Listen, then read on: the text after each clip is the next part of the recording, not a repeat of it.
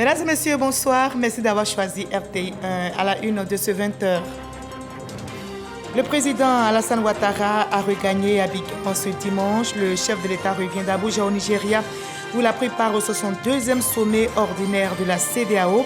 Le président Ouattara et ses pairs ont planché sur l'état de la communauté, les transitions au Mali, en Guinée et au Burkina Faso, la détention des 46 soldats ivoiriens détenus au Mali depuis juillet dernier.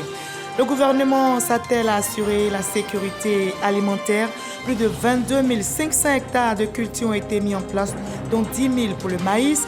40 000 tonnes de production de maïs sont attendues à Dikodougou après 4 mois. Le ministre d'État, Kobena Kwasi Agumani, vient de lancer la récolte. Les habitants du village de Pokaankro, près de Boaké, s'interrogent après le drame survenu dans leur bourgade. 5 enfants âgés de 4 à 6 ans sont décédés des suites d'un malaise. 15 autres sont internés. Des recherches sont en cours pour connaître les causes de ce drame. Le gouvernement annonce la prise en charge gratuite des enfants hospitalisés. Des marches ont été organisées ce dimanche par l'Église catholique en République démocratique du Congo pour protester contre les violences dans l'est du pays par la rébellion du M23. Mais le mouvement nie le massacre des civils dont l'accuse Kinshasa il y a 5 jours. Soyez les bienvenus sur RTI 1. Le président de la République, Alassane Ouattara, a regagné Abidjan aujourd'hui, dimanche. Le chef de l'État revient d'Abuja, au Nigeria, où il a pris part au 62e sommet ordinaire de la CEDEAO. Le président Ouattara et ses pairs, je rappelle, ont planché sur l'état de la communauté, les transitions au Mali, en Guinée et au Burkina Faso.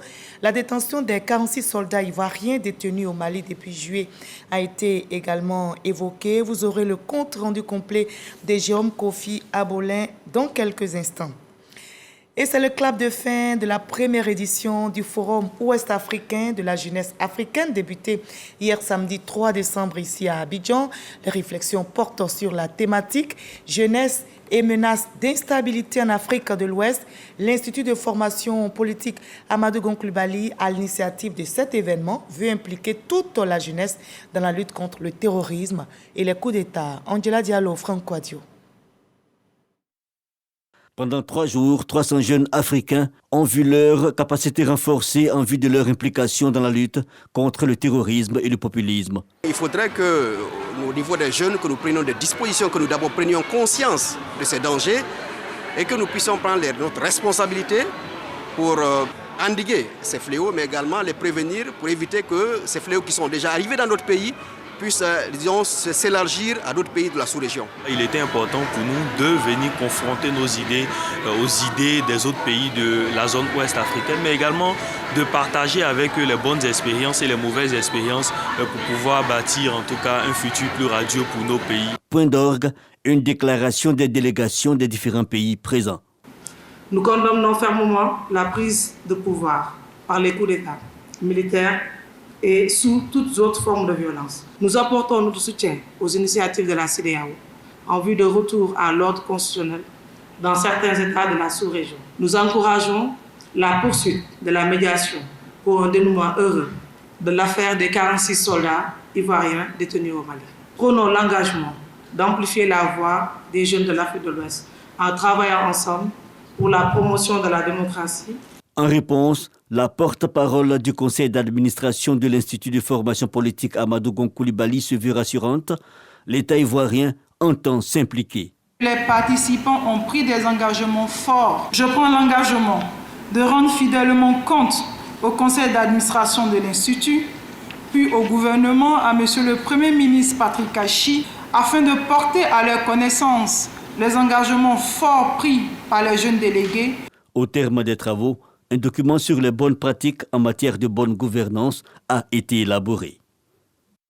Le gouvernement s'attelle à assurer la sécurité alimentaire. Plus de 22 500 hectares de culture ont été mis en place, dont 10 000 pour le maïs. C'est un pont du programme de soutien au secteur agricole entamé en 2020.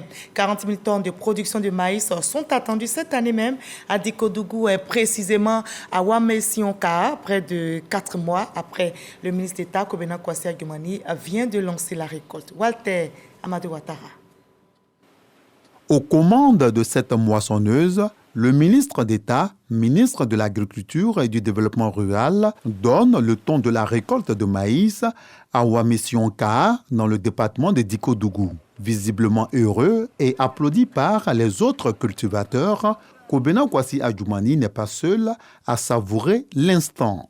Zie Mamadou, qui a cultivé à lui seul sur 12 hectares, fait déjà des prévisions. Si et puis avoir 72 tonnes multipliées par 250, vraiment, ça fait beaucoup d'argent. La mise en place de cette parcelle à travers une agriculture aux techniques modernes et totalement mécanisée est le fruit du travail de la CIPRA et ses producteurs affiliés.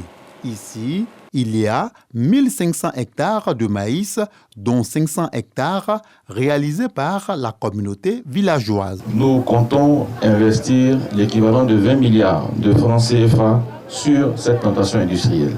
Avec les 1000 hectares plantés, nous sommes déjà la plus grande parcelle en un bloc en Côte d'Ivoire et dans la région. Pour parvenir à ce résultat, l'ANADER a joué un rôle important. Monsieur le ministre d'État, vous avez bien voulu retenir l'ANADER comme unité opérationnelle de mise en œuvre du PURGA volet vivrier. 9220 hectares de maïs qui ont été mis en place pour cette année 2022. Le ministre d'État, Kobena Kwasi Adjoumani, revient sur le sens de la mise en œuvre de la présente politique du gouvernement qui vise la sécurité alimentaire. Le président de la République, son Excellence M. Alassane Ouattara, a bien voulu mettre à la disposition du ministère un fonds dénommé Fonds PURGA, qui est un programme d'urgence en soutien à nos producteurs. Aujourd'hui, le maïs va contribuer à la fabrique de pain et les parents ici, à cause du ravage du coton par les jacides, ont trouvé une culture de substitution. Ça permet aux parents, dans le cadre de la diversification agricole, d'avoir des moyens supplémentaires. Pour consolider les acquis de cette mécanisation agricole, le gouvernement a mis à disposition 325 matériels roulants, dont 13 tracteurs. Et l'IPS Ségrailleux se rapproche aussi des populations desquelles elle veut mieux se rapprocher pour connaître ses besoins. Notez que dans moins d'un an, les retraités des régions du Kabadougou, du Folon et du Bafing n'auront plus à se déplacer jusqu'à Daloa ou Korogo pour requérir les services de l'institution de prévoyance sociale. La structure ouvrira ses portes à Odiéné et ce sera avant fin 2023. Le projet de construction d'une agence à Odiéné s'accélère. La pose de la première pierre a été faite ce samedi. Mamadou Kwasi. Plus que 9 mois et 26 jours pour bâtir ce futur siège de l'UPS Ségrailleux d'Odiéné. Et pour la pose de la première pierre, tous les fils et filles de la région y mettent la main. Preuve de leur solidarité et de leur union. Ainsi prend donc forme un rêve longtemps caressé par les retraités du district du Denguélé. Pour les petites prestations, un simple bulletin de pension, il fallait se déplacer. On allait à Daloa, on allait à Korogo, même à Abidjan. Mais aujourd'hui, je pense qu'avec ce programme, ça va nous soulager. L'agence IPS Ségrailleux d'Odiéné va constituer la 12e au plan national et s'inscrit dans la dynamique de rapprochement de l'institution de prévoyance sociale des populations, tout en soulageant les 4000 fonctionnaires en activité dans la zone. Votre agence sera une maison moderne, à la pointe de l'innovation et dotée de l'intégralité des prestations et services qui lui conférera son statut d'agence principale. Suffisamment autonome et outillée, elle saura répondre dans les meilleures conditions et délais à toutes vos préoccupations.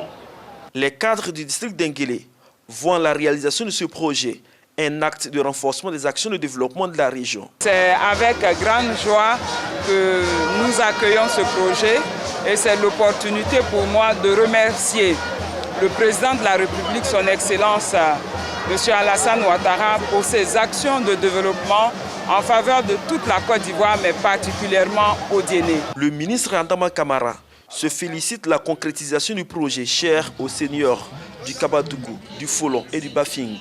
Il invite par ailleurs les fonctionnaires à souscrire aux produits de l'IPS Ségrailleux. J'exhorte donc les fonctionnaires et agents de l'État de Côte d'Ivoire en activité qui ne l'ont pas encore fait à souscrire massivement à ce produit de sécurité sociale qui leur permettra de maintenir, voire d'améliorer leur pouvoir d'achat à la retraite en souscrivant à la complémentaire par capitalisation pour vous assurer 2 salaires à la fin de votre retraite.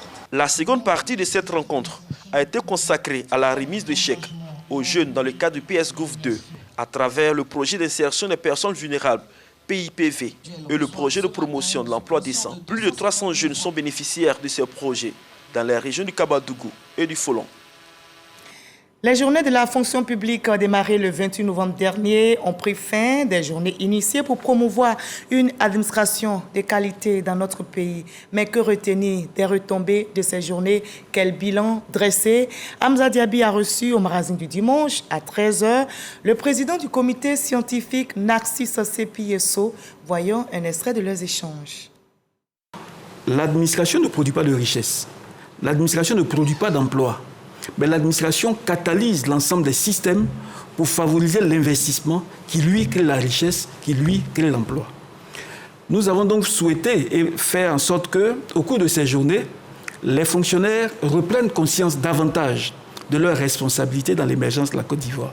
Et pour ce faire, il faut que l'administration se transforme, se mette au diapason du développement industriel et donc se dote de nouveaux moyens, de nouvelles procédures de travail, mais également avec des agents qui soient conscients de cela. L'ambition, c'est aussi de faire en sorte que l'agent public comprenne que son action doit servir les générations futures, que son action doit servir à améliorer l'image de la Côte d'Ivoire, que son action doit toujours servir au progrès collectif. Et dans l'actualité politique nationale, le président du Sénat, Janou Aoussou-Kouadio, en tournée à Daoukro, mobilise les secrétaires départementaux et le personnel politique en prélude aux prochaines échéances électorales. Le candidat du RHDP au régional a été investi lors de cette rencontre. Il a appelé à l'union, à la paix et au développement, nous rapporte Léon Brou. Pour des échanges avec le président du Sénat, du reste membres du présidium de leur parti, secrétaires départementaux et personnels politiques de Daoukro, Mbayakro, Puikro et Ouélé mobilisés comme pour démontrer la bonne santé du RHDP dans la région de Lifou. Sur présentation de Touré Moussoiré, porte-parole des secrétaires départementaux, Kwasi Jean-Claude, secrétaire exécutif national adjoint chargé des élections, est aussitôt investi candidat du RHDP aux futures élections régionales dans le Yifou. Je prends ici et maintenant l'engagement solennel d'accomplir cette mission avec abnégation, bien entendu avec l'ensemble des cadres de l'Yifou. J'entreprendrai dès les premiers jours de la nouvelle année qui s'annonce une tournée de l'ensemble de l'Yifou afin d'actualiser leurs besoins d'action du développement prioritaire. Quand il s'adresse aux responsables locaux du RHDP, le président du Sénat leur fixe les objectifs du parti. Il faut que tous nos militants soient inscrits nombreux sur la liste électorale parce que cette inscription dépendra de la victoire du RHDP. Mobiliser les jeunes majeurs, dépasser les objectifs qui vous ont été assignés par la direction du parti. Autre consigne du président du Sénat, unité, cohésion et paix autour des cadres et candidats du RHDP. La politique est faite pour rassembler. La politique est faite pour faire avancer les gens, transformer les mentalités vers ce qui est grand, ce qui est beau. En allant vers nos frères du PDCI parce qu'on a le même ADN. C'est ainsi qu'il y a eu appel de Daoukro. Donc je lance l'appel à nous remettre ensemble avec le PDCI-RDA. Toujours selon le président du Sénat, les arguments pour ravir la région de l'Ifou sont légion, entre autres la promotion des cadres, le développement impulsé à cette région par le président du RHDP, le président Alassane Ouattara. Ici, les prochains chantiers annoncés concernent le CHR et l'université de Daoukro.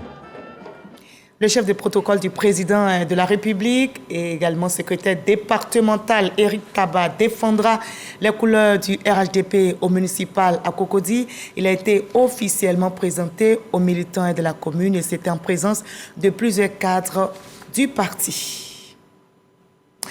À quelques jours de la fin de l'opération de révision de la liste électorale, notez que Adama Bictogo a été désigné pour défendre les couleurs du RHDP au municipal à Yopougon. Il a eu une série de rencontres dans la commune. Après le représentant du COSIM à Yopougon, Adama Bictogo, visite les chefs religieux chrétiens de la cité. Il a rencontré le président du consistoire des protestants évangéliques de Côte d'Ivoire et le clergé catholique de Yopougon. Le compte rendu de Michel Digré. Le candidat RHDP au municipal de Yopougon veut entamer cette mission à lui confiée par le chef de l'État sous le sceau de la spiritualité. Adama Bictogo multiplie les rencontres avec les guides religieux de la commune de Yopougon. Sa délégation a rendu une visite au président du consistoire des protestants évangéliques de Côte d'Ivoire. Je suis venu donc faire l'annonce de ma candidature à Yopougon, mais en même temps de confier aussi ma candidature au pasteur Dion Robert, au révérend, pour qu'il puisse m'accompagner dans ses prières. Parce que l'homme peut proposer, mais à la fin, c'est Dieu qui décide. Ce n'est pas toujours que un politicien recherche la couverture spirituelle. Et quand c'est fait, c'est vraiment émotionnel pour nous.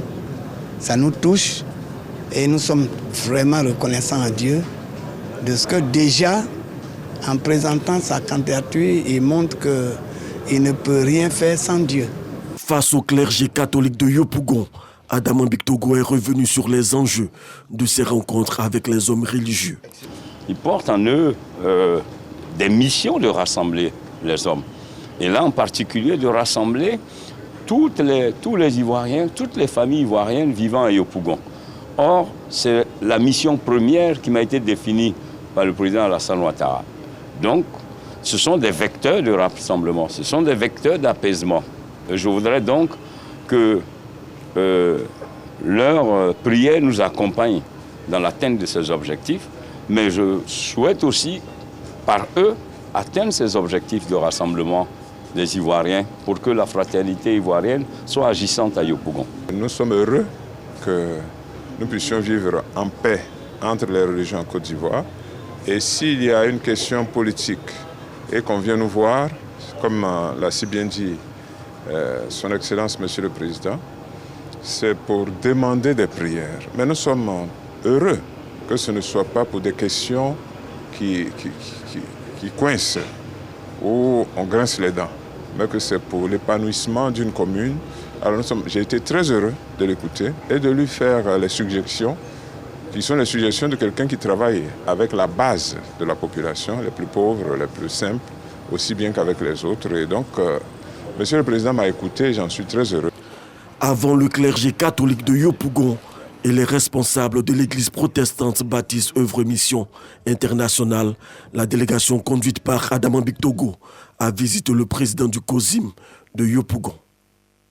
Notez par ailleurs que bientôt ce sera la fin de l'opération de révision de la liste électorale. La ministre d'État, Mère d'Abobo, Kandia Camara, sensibilise activement sur le terrain. Elle a échangé avec les leaders d'opinion. Kandia Camara leur a présenté ses objectifs pour la commune, recenser et enrôler plus de 60 000 personnes sur la liste électorale. La Mère d'Abobo a sensibilisé également les chefs communautaires, guides religieux et associations de jeunesse. Frédéric Oulaye, Franck Quadio. Salle des fêtes et esplanade de la mairie d'Abobo, 2 rencontres à l'agenda du premier magistrat. Kandia Camara échange successivement avec les leaders d'opinion, les chefs traditionnels, communautaires et les guides religieux. Ensuite, les responsables des corps de métier de la commune. Ceux-ci sont sensibilisés sur l'importance de s'inscrire sur la liste électorale, un message que ces leaders entendent relayer.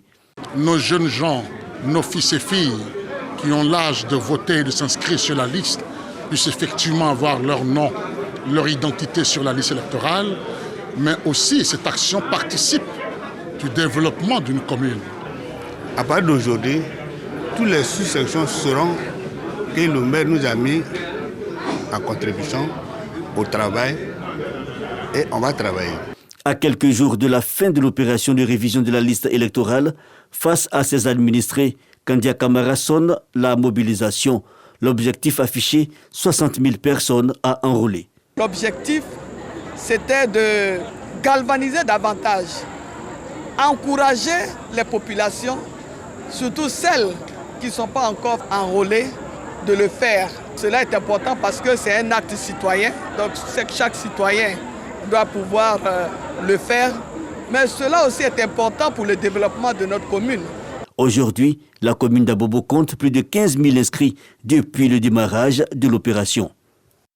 Et hors de la scène politique se déroulent aussi des activités religieuses. C'est ce vendredi justement que s'est déroulée la cérémonie d'inauguration et la remise de clés de la grande mosquée de Ndjem, localité située dans la ville de Jacquesville. Cet édifice religieux est un don du maire de la commune de Jacquesville, Joachim Begré. Reportage signé Amidi Rassouba. C'est par la lecture du Saint-Coran que population, guides religieux, chefs coutumiers, autorités administratives ont assisté à l'inauguration et à la remise des clés de la grande mosquée de Ndjem à Jacquesville. C'est un don du maire de la commune, Joachim Begré. C'est un sentiment de joie, de bonheur, mais surtout de gratitude envers monsieur le maire de Jacquesville, qui certes n'est pas musulman, mais a pensé à la communauté musulmane de tout le département de Jacquesville. La personne qui a pris l'initiative d'offrir cette mosquée à la communauté, certes c'est un homme de foi, mais il n'est pas musulman. Cela démontre la cohésion, la fraternité vraie que nous cherchons en Côte d'Ivoire, à savoir la tolérance dans tous les sens. Pour le maire Joachim Begré, ce don vient confirmer le vivre ensemble et la cohésion sociale dans sa ville. Tous les jours, nous prions pour qu'il y ait la paix à Jacquesville. Donc ce geste est un geste qui démontre la cohésion qu'il y a entre les fils et les filles de Jacquesville, et au-delà de leurs différences ethniques et religieuses. Bâti sur une superficie de 7,23 mètres carrés, avec une capacité de 1450 places assises, cette mosquée va permettre aux fidèles musulmans de Jacquesville de prier Allah en toute quiétude. Le reportage est réalisé pour vous par Amidi Rassouba et Issa Tchonayeo, chef des éditions du week-end sur RTI 1. Nous partons à présent pour Turquie où des chrétiens étaient en pèlerinage. Les pèlerins ivoiriens sont allés sur les traces des premières communautés chrétiennes et ont visité différents sites. Il s'agit de sites antiques inscrits sur la liste du patrimoine mondial de l'UNESCO. Et nos envoyés spéciaux, Sidonie Davila et Fernand Conan, nous conduisent maintenant sur les traces de Saint Paul, apôtre de Jésus-Christ. Première escale de la marche spirituelle sur les traces des apôtres de Jésus. L'église Sainte-Sophie à Iznik, à la découverte d'une ancienne basilique devenue mosquée. C'est une église de la sagesse. Les Turcs sont venus dans la région et les Turcs, comme vous le savez, ils sont musulmans. Et les Turcs sont des gens très respectueux. Comme vous voyez, ils ont laissé une place pour les chrétiens pour qu'ils puissent visiter. C'est une mosquée actuellement, on l'appelle mosquée de Orhan. Ils n'ont pas changé non plus la forme basilicale qu'on voyait, seulement ils ont ajouté un minaret pour faire l'appel à la prière. En Turquie, le cas de l'église Sainte-Sophie n'est pas isolé. Avec la minorité chrétienne existante, plusieurs basiliques sont devenues des mosquées. Après Sainte-Sophie, à Iznik, la visite s'est poursuivie vers d'autres sites. Nous sommes ici sur les vestiges de la grande ville antique de Laodicée. Laodicée, il faut le dire, c'est une ville qui est située dans le sud-ouest de la Turquie. Ce site appartient au patrimoine mondial de l'UNESCO et ce travail de réhabilitation et de fouille est fait en partenariat avec le gouvernement turc. La basilique de Saint-Jean, la maison de Marie, encore bien conservée au cours de ce pèlerinage religieux, ces pèlerins ivoiriens ont exploré l'ensemble des anciennes merveilles de l'église de l'Apocalypse de Saint-Jean. Il faut dire que l'apôtre Paul a fait un travail énorme, un travail important. Aujourd'hui, les chrétiens peuvent venir se ressourcer parce qu'il y a quelqu'un qui a payé le prix. Et ce pèlerinage nous a été bénéfique. Surtout ce qui m'a impressionné, ce sont les femmes amazones. Et en tant que femme, j'ai vu des femmes guerrières. Et j'aimerais lancer l'appel aux femmes de se lever aussi, de se battre. Comme ces femmes que nous avons vues ici dans notre parcours qui sont levées, qui sont battues pour leur nation. Merci au président de la République. Aujourd'hui, Dieu est en train de nous enseigner comment, malgré les persécutions, malgré les vents et marées, nous devons rester toujours fidèles à ce que nous dit la Bible. En tout cas, c'est un pèlerinage très réussi et nous bénissons l'État de Côte d'Ivoire pour cela. Éphèse, Hiérapolis, Sardes, Pergame, Laodicée. De tous ces endroits antiques, il ne reste que des vestiges. Les chrétiens tentent de reconstituer l'histoire des premières communautés chrétiennes à travers ce pèlerinage en Turquie. Et les prières sont aussi portées vers les habitants du village de Kpo-Kankro, à 7 km de Bouaké, dans la région de Gbeke. Ces habitants s'interrogent après le drame survenu dans leur bourgade. 5 enfants âgés de 4 à 6 ans sont décédés des suites de malaise. 15 autres sont internés au CHU et dans des hôpitaux privés. Des recherches sont en cours pour connaître les causes de ce drame qui a emporté d'innocentes vies. Le gouvernement annonce la prise en charge gratuite des enfants malades. Kader Sogodogo pour le témoignage. 5 enfants de 4 à 6 ans décédés, une quinzaine d'autres à l'hôpital. Kankro, à 7 km de Bouaké, en route pour Abidjan, vit un drame. C'est décourageant, ce qui s'est passé au village. On a vu que les enfants souffraient. D'un mot de ventre, ils toussaient, tout ça les vomissait. Il fallait les envoyer à l'hôpital. On a envoyé le premier cas, on l'a envoyé à l'hôpital. Bon, les gens nous ont reçus. On est revenu, ça n'a pas marché. L'enfant est décédé dans notre main. Après ça, il y a eu plusieurs cas encore. Actuellement, les deux sont encore à l'hôpital. Et on a eu ça 5 décès. Le député Bema Fofana, adjoint au maire de Bouaké, dépêché par le ministre-gouverneur Jean-Claude Kouassi et le maire de la commune, Djibo Youssouf Nicolas, est au CHU, au chevet des enfants malades. Le directeur général du CHU rassure quant aux efforts fournis pour stopper le drame et en connaître les causes exactes. Des examens sont en cours pour déterminer ce à quoi le mal est dû. Et puis après, on pourra faire un point pour rendre compte de ce qui s'est passé. Les enfants malades bénéficient de soins gratuits. Vraiment, c'est une tristesse. Perdre 5 enfants ce matin à Bouaké, c'est encore vraiment désolant. Et présenter au nom du maire et au nom du ministre-gouverneur et au nom de tous les cadres de la région du Béquet, nos condoléances aux différentes familles et leur dire que nous serons à leur côté. À Kpo-Kankro, autorités politiques et sanitaires se sont entretenus avec la communauté villageoise pour être au même niveau d'information.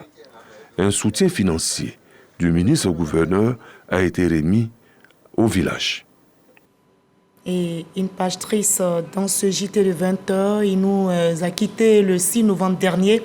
La dépouille de Kwadwo Kwame, journaliste chef de service information télé de RTI Bouaké, a été conduite à sa dernière demeure dans son village natal, Botindin, dans le département de Didier Vie. Parents, amis, connaissances et ex-collaborateurs avec à sa tête le directeur général de RTI, Fosseni Dambélé, se sont mobilisés pour l'ultime adieu à notre regretté collègue Kwadwo Kwame, Jean de Dieu. Et ainsi va la vie. Des marches ont été organisées ce dimanche par l'Église catholique en République démocratique du Congo pour protester contre les violences dans l'est du pays par la rébellion du M23. Mais le mouvement nie le massacre des civils dont l'accuse Kinshasa il y a 5 jours.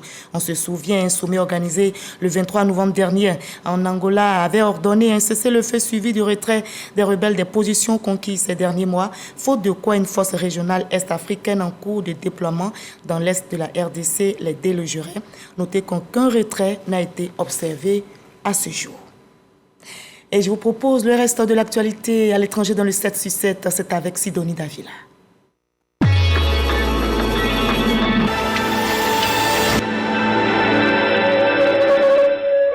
Au moins 4 personnes ont été tuées au cours d'un siège d'un hôtel de Mogadiscio. Occupé par les combattants djihadistes Shebab, cette nouvelle attaque intervient alors que le président somalien élu en mai a décidé d'engager depuis 3 mois une guerre totale contre les Shebab.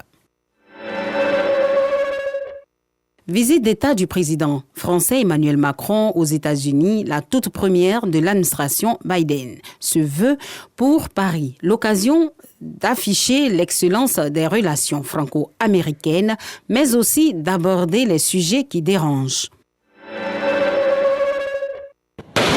Des combats à l'arme lourde ont repris dans l'est de la RDC entre les rebelles du M23 et l'armée congolaise, après 5 jours d'une trêve consécutive aux décisions du sommet de Luanda du 23 novembre. Au Burkina Faso, le capitaine Ibrahim Traoré a confirmé jeudi une tentative de putsch contre le régime. Il a rencontré plusieurs organisations de la société civile à Ouagadougou pour faire le point sur les actions à venir dans le cadre de la lutte antiterroriste et solliciter leur soutien dans la veille citoyenne. En Afrique du Sud, le président Cyril Ramaphosa est sur la sellette, soupçonné d'avoir voulu cacher au fisc et à la police une grosse somme d'argent en liquide retrouvée dans l'une de ses demeures suite à un cambriolage. Les Pygmées, peuple victime de stigmatisation, bénéficient désormais d'une protection en République démocratique du Congo. Après 14 années de plaidoyer au niveau national et international, une loi consacrant la discrimination positive en faveur des Pygmées vient d'être promulguée par le président congolais Félix Tshisekedi. Près de 3 mois après le début du mouvement de contestation suite à la mort de Masha Amini en septembre dernier, cette jeune Kurde iranienne, lors de sa détention par la police des mœurs, le procureur général iranien annonce la disparition de cette police.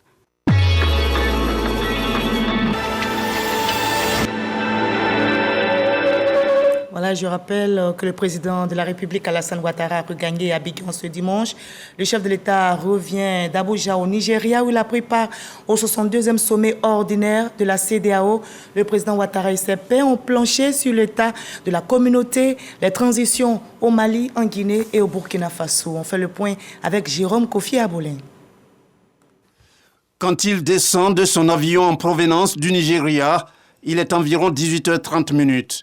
Le président de la République, Alassane Ouattara, qui vient de participer au 62e sommet ordinaire de la CEDEAO, est accueilli par le vice-président de la République, Tiemoko Méliet Koné, le Premier ministre Jérôme Patrick Achi, avec plusieurs autres membres du gouvernement. Pour en venir à la rencontre tenue dans la capitale nigériane, il s'agit, on peut le dire, d'une rencontre non moins attendue pour le président de la République, Alassane Ouattara, et ses pairs de la CEDEAO. Le 62e sommet ordinaire des chefs d'État et de gouvernement de la Communauté économique des États de l'Afrique de l'Ouest, ce dimanche 4 décembre 2022 à Abuja. Dans la capitale nigériane, le président de la République de Côte d'Ivoire et les autres dirigeants ouest-africains ont une fois de plus tenu à se retrouver pour plancher sur les situations politiques au Mali, en Guinée et au Burkina Faso. C'est encore l'occasion pour le président Alassane Ouattara ainsi que ses homologues et des chefs de gouvernement de la CEDEAO de se faire fort, d'agir en vue d'un retour rapide à l'ordre constitutionnel dans ces 3 pays qui vivent des transitions politiques à la suite des coups d'État militaires dont ils ont été respectivement l'objet. Outre la situation politique au Mali, en Guinée et au Burkina Faso, le rendez-vous d'Abuja a permis aux chefs d'État et de gouvernement de la CEDEAO de procéder à l'investiture du nouveau président de la Commission de la Communauté économique des États de l'Afrique de l'Ouest. Il s'agit du docteur Omar Touré, désigné lors du 61e sommet ordinaire de l'organisation sous-régionale tenu à Accra, au Ghana, en remplacement de l'Ivoirien Jean-Claude Brou, actuel gouverneur de la BCEAO. Et point final de ce 20h. Merci à vous tous de votre aimable attention. Demain, à la même heure, sur ce même plateau, vous avez rendez-vous avec Kolo Klubali. Moi, je vous dis à très bientôt et surtout, n'oubliez pas de prendre soin de vous.